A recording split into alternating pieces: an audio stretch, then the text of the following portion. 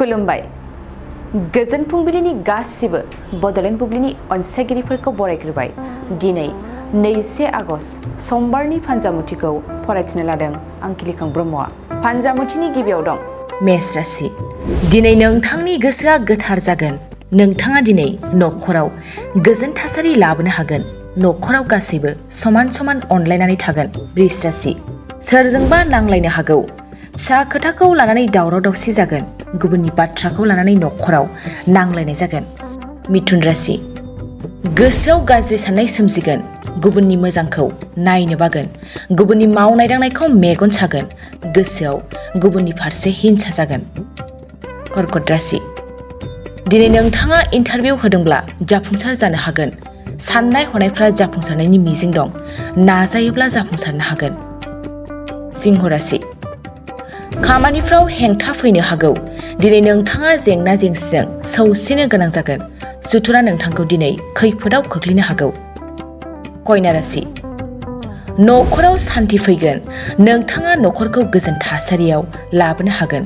न'खरनि गोजोनखौ नुनानै नोंथांनि गोसोआ रंजाखांगोन। तुला राशि। नोंथाङा दिनै मानसिफोरनि गेजेराव अपमान जानो हागौ। नोंथांखौ गुबुना मानसिफोरनि गेजेराव गाज्रि दिन्थिनो नाजागोन। नोंथांखौ गुबुननि सिगाङाव लाजि फोनांगोन। सांग्रां जानाया नोंथांनि मोजां। वृश्चिक राशि। नोंथांनि दिनैनि साना मोजां। नोंथांनि साननाया जाफुंसारनो हागौ। नोंथांनि जाफुंसारनायखौ नुनानै न'खराव रंजा बाजा गोजोन थासारि फैगोन। धनु राशि। नोंथांनि मुङा दिनै गामियाव गोसारनो हागौ। नोंथांनि गासै धोन दौलतआ रायजोफोरनि गेजेराव गोसारगोन। धोन दौलतखौ लानानै गोग्गानाय फैगोन। मकर राशि। नोंथांनि दिनैनि साना मोजां जानाय नङा। नोंथाङा मावनो लानाय खामानिफ्रा गासैबो फेलें जागोन। नोंथाङा लटारि लादोंब्ला लस जानो हागौ। कुम्भ राशि। दिनै नोंथाङा बेफार फालांगियाव लस जागोन। बिजनेस मावोब्ला दिनै नोंथाङा गासैयावबो लस जागोन। नोंथांनि दिनैनि साना मोजां जानाय नङा। मीन राशि। नोंथांनि दिनैनि साना मोजां। धोन दौलत आरजिनो हागोन। बेफार फालांगियाव मुलाम्फा जागोन। जायखिजाया खामानियावनो देरहासार जानो हागोन।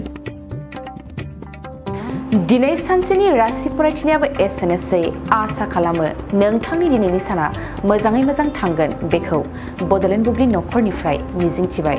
गोजोन्थों। चिराङाव सावस्रि सिबिथायनि थाखाय मोनसे मोजां फाहामथायनि राहाखौ लानानै फैदों SD क्लिनिकआ। आथिखालाव सुबुंनि देहायाव नुजाथिबाय थानाय डायबिटिस बेरामनि थाखाय मोजां फाहामथाय होयो SD क्लिनिकआ।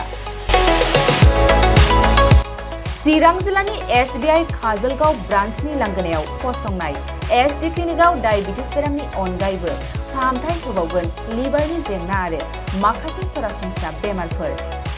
बे SD क्लिनिकआव डायबिटिस बेरामनि फाहामथायखौ होगोन जर'खा फाहामगिरि डक्टर समिक देबा। नोंथांमोना फुं आरो मोनाबिलि समावबो बे क्लिनिकआव फाहामथाय लानो हागोन। डक्टर, लेबरेटरि, मुलि, ECG सिबिथायनि खाबुफोरखौ बे SD क्लिनिकआव मोनजोबगोन। जुदि SD क्लिनिकआव रायजो राजाफ्रा गाव गावनि देहायारि जेंनाखौ फाहामथाय लानोबा नैबे मबाइल नम्बर 7002293924 एबा 9954687236 आव थोंजों मुं थिसननो हागोन।